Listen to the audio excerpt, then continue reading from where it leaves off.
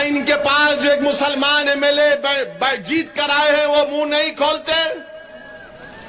और अगर कोई उनके पास यहां के मौजूदा विधायक के पास अगर कोई जाता है काम करने के लिए तो वो पूछते हैं कि जरा अभी हमारे भाई ने बताया उदाराम जी ने, जरा लिस्ट तो लेकर आ कि तुम्हारे गांव से मुझे वोट नहीं मिला।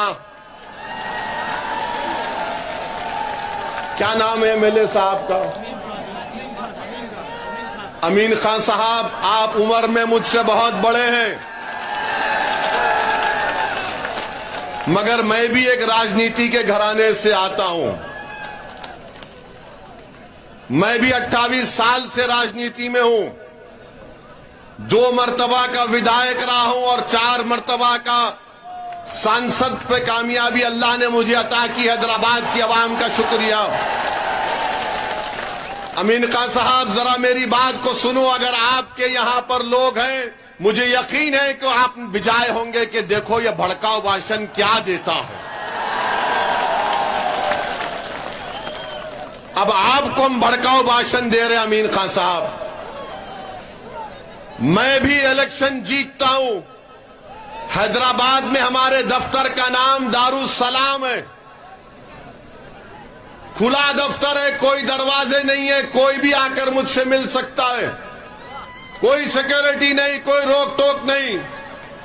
इलेक्शन जैसा खत्म हो जाता, मेरे पास बीजेपी के, कांग्रेस के वो तमाम लोग आते जो मेरे मुखालिफ में इलेक्शन में काम किए थे, और मैं अपनी जबान से कभी उनको ऐसा भी नहीं कहता हूं कि क्यों आए यहां पर, बल्कि इज्जत देकर उनको बिठाता हूं और पूछता हूं बोलो क्या काम है तुम्हारा। उनका काम करा कि हम भी जाते, काम हो ना हो मगर उनको इज्जत से पेश आते।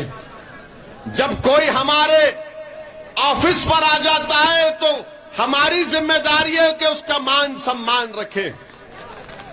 और बहादुर इंसान तो वो है कि चुनाव के बाद वो सबको साथ लेकर चले। वही तो इंसान और नेता बन सकता है। मगर ये कि आप इतने बड़े पुराने आदमी हैं और कोई आपके घर को आया तो आप पूछते हैं कि तुमने वोट नहीं दिया। अरे बीजेपी के लोग मेरे पास आकर अपना काम करा कर जाते हैं। मैं कभी उनसे नहीं पूछता हूं कि काम तुमने वोट दिया नहीं दिया, और वो मैं अपना काम कराकर मुझसे कहते हो इसी साहब काम तो हो गया मगर चुनाव में मुकाबला करेंगे। मैंने कहा कि प्यारे तुझे मैं शर्मिंदा होने नहीं दूंगा, फिर हराऊंगा मैदान में। ये दम होना चाहिए, ये इत्मीनान होना चाहिए। अमीन खान साहब, अब हम आपसे कह रहे हैं कि इंशाअल्लाह ताला आप दोबारा इस विधानसभा से विधायक नहीं बनेंगे इंशाअल्लाह ताला। सुना है कि आप अपने बेटे को तैयार कर रहे हैं। अमीन खान साहब, हम भी अपने बेटों को तैयार कर रहे हैं। इन दोनों के दरमियान से हम भी तैयार कर रहे हैं, और ये बेटे तुम्हारे बेटे पर बहुत भारी पड़ेंगे और वही कामयाब होगा इंशाअल्लाह। ये राजा रजवाड़े खत्म हो गए कि बाप के बाद बेटा। अरे जो काबिल होगा, जिसके दिल में अल्लाह का खौफ होगा, जो गरीब और मजलूमों के लिए मर मिटने का जज्बा होगा, जो जालिमों से पंजा आजमाई करेगा, वही गरीबों का नेता बनेगा। वो वक्त जा चुका कि महल में पैदा होने वाला राजा बनेगा। अब ये वक्त झोपड़ी में पैदा होने वाला उदाराम मेघावाल विधायक बनेगा इंशाअल्लाह ताला। मेरे अजीज दोस्तों और बुजुर्गों, हम ये पैगाम इनको दिए हैं। इनका काम यह है कि काम करिए, मगर अब क्या काम करेंगे? अब तो 6 महीने बाकी हैं चुनाव के लिए। जब काम करने का टाइम था तो काम नहीं किए।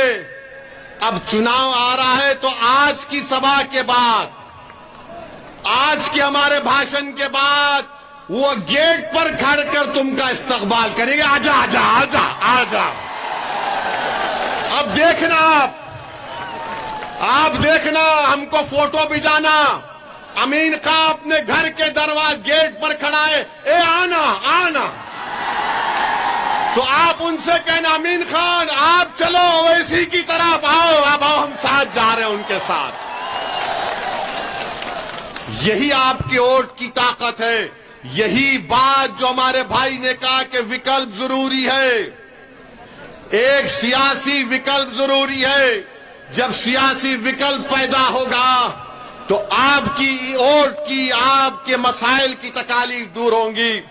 मेरे अजीज दोस्तों और बुजुर्गों, एक और बात आपको कहना चाहूंगा अपनी बात को खत्म करने से पहले कि हमारे देश के प्रधानमंत्री नरेंद्र मोदी जब से बने हैं पिछले 9